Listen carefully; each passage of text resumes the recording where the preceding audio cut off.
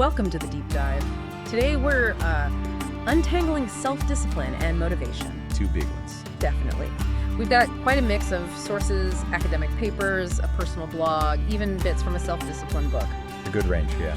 So our goal for you today is really to get into these sources, understand how discipline and motivation work together, or sometimes against each other. Right. And hopefully give you some practical ways to think about self-control without, feeling overwhelmed. Exactly. So maybe a starting question to chew on. Is self-discipline more important than motivation? Or is it, well, more complicated? That's the million-dollar question, isn't it? It's easy to frame it as a battle, but I think our sources suggest it's more of a partnership. Okay. So let's start with basics. What are we actually talking about? One source, Better You, defines self-discipline as basically controlling your behavior consistently. Right. Resisting temptation, focusing on goals. Exactly. Staying the course over time. And motivation. The Unwanted Life blog puts it simply. Just the desire or willingness to do something. The push. The push, yeah. But they also point out how easily we mix these two up. Oh, absolutely. You feel flat and you think, I lack discipline. But maybe it's just the initial motivation that's faded. Precisely. And I really like that definition from Unwanted Life, too. Self-discipline is the ability to do things you know you should, even if you don't want to.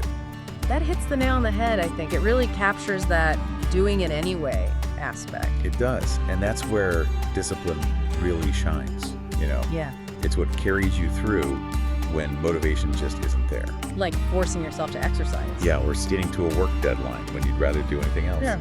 Some days you're raring to go, that's motivation. Okay. Other days, it's a slog.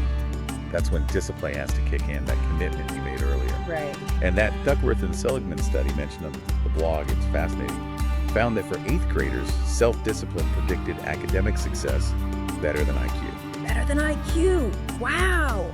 Yeah. It suggests that just consistently showing up and putting in the effort, even when it's not fun, is maybe more powerful long-term than just raw ability. That really changes how you might think about learning or achieving anything difficult, really. It does. It puts the focus on cultivating that consistency. And it's not just about gritting your teeth, apparently. That blogger on Unwanted Life had this interesting reward system, using things like piercings and tattoos. Right, as rewards for sticking to writing goals, which is kind of cool and personal. Yeah, but the really interesting part was how building that discipline in writing actually sparked motivation elsewhere in their art. Exactly. It created this positive loop. Discipline bred motivation in another area. Which shows how linked they are. It's not just one-way traffic. Definitely not. And the comments on that post echoed this. Someone said discipline can actually create motivation. Oh, interesting. Like action leads to feeling motivated? Kind of. And vice versa. Feeling motivated can give you the energy to build discipline. They feed each other. Another commenter, Tammy, pointed out motivation can be really fickle. Comes and goes. Discipline is more about the action. That rings true. Lisa's comment too, motivation starts things, discipline finishes them. Yeah, I think many people can relate to that. There was that important point from Zach Thrab about conditions like depression, how motivation can be particularly unreliable then. Yes, a really crucial perspective. Being aware of those fluctuations in energy and mood is key. So it's definitely not a simple case of one being better. No, it seems much more dynamic. Exactly. Which brings us nicely to habits. Our habit formation article suggests this is really central to self-control. Okay, habits. How so? Well, the thinking now is that successful self-control isn't always about this epic battle of willpower against temptation in the moment. Right. Not just constantly fighting urges. No, it's more about building adaptive habits, routines that sort of automate the good choices. Okay. So instead of fighting the urge for, say, afternoon cookies every single day. You build a habit of having fruit then, or going for a walk maybe. Something that sidesteps the battle. Makes sense. Less effort long term. Exactly. Good habits become these, default strategies. But the article notes, forming those habits, that's the tricky part. That itself requires self-regulation. Right, that initial hurdle. The article mentioned a model U versus V, commitment versus temptation. Yeah, basically, U is like your rational, future-planning self that wants the long-term benefit. It prefers commitment plans. Okay, the sensible part. And V is the immediate gratification part. Ooh, shiny. Or let's just relax now part. Got it. And we're always kind of juggling those two. Pretty much. And our choices often reflect that tension, which leads to this idea of projection bias. Yes, I thought this was really insightful. where we make plans based on how we feel now. Exactly. Even if we know we'll likely feel different later. The Health Club study is a perfect example. The one where hungry people chose junk food for the next week? Yes. Yeah. While people who'd just eaten chose fruit for the next week, our current state, hungry or full in, skewed the choices they made for their future self. It's like we can't quite imagine our future state accurately, so we set these ambitious goals when we feel good. And then when the moment comes, and we feel tired or tempted, the plan goes out the window. Which highlights a major challenge. The world doesn't really cooperate with our plans, does it? No. The Better You blog puts it bluntly. The universe doesn't care. Right. It rains on your run day, someone brings donuts to the office right when you start a diet. Unexpected stuff always happens. The key, they say, isn't to see it as a personal affront, but just an obstacle to solve. Shift from victim to problem solver. I like that. And Better You also mentions the emotional side. Forming new habits often means facing old coping mechanisms. Like comfort eating, maybe. Exactly. Stuff we do automatically to manage feelings. Changing that can feel genuinely uncomfortable at first. Yeah, you're disrupting something familiar, even if it's not helpful long term. Definitely. These patterns can be deep-seated, so you need to be ready for that discomfort and find healthier ways to cope. And then there are the social challenges Better You brings up. Ah, yes. Being disciplined might not make you popular sometimes. Turning down drinks, sticking to a budget, restricting food. It can make others feel awkward or even annoyed. Sad but true.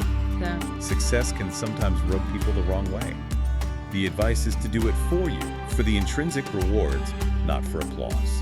Good advice, because relying on external validation seems shaky. Very.